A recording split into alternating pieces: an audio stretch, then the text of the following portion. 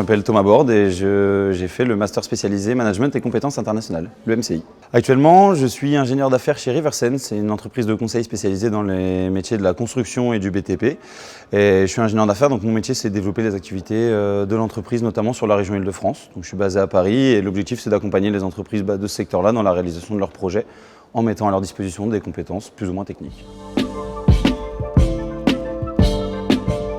J'ai une formation d'ingénieur initialement de Grenoble INP en génie industriel, plutôt orienté supply chain et logistique. Je n'étais pas forcément persuadé que c'était ce vers quoi j'avais envie de m'orienter.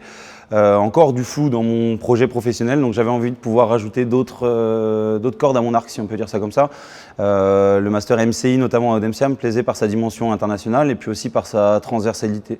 La possibilité finalement d'intégrer différents sujets inhérents aux entreprises, en passant par le marketing, la stratégie, la finance, et puis du management aussi, avec différentes approches, et notamment des approches pluridisciplinaires et internationales.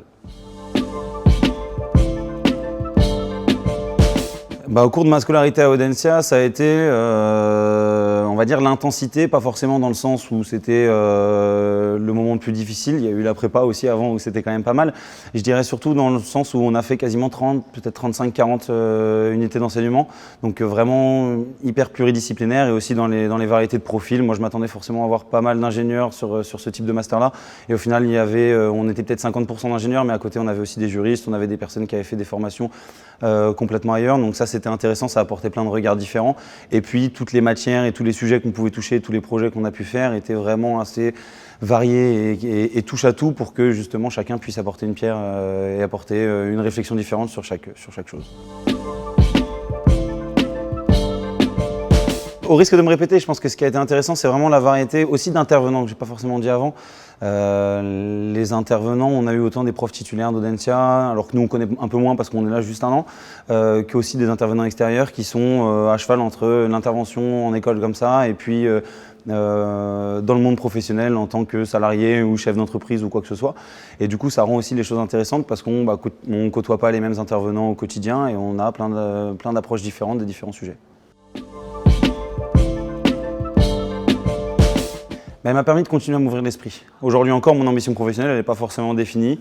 Je suis encore dans une période où je me cherche et où j'ai besoin réellement de savoir ce que j'ai envie de faire.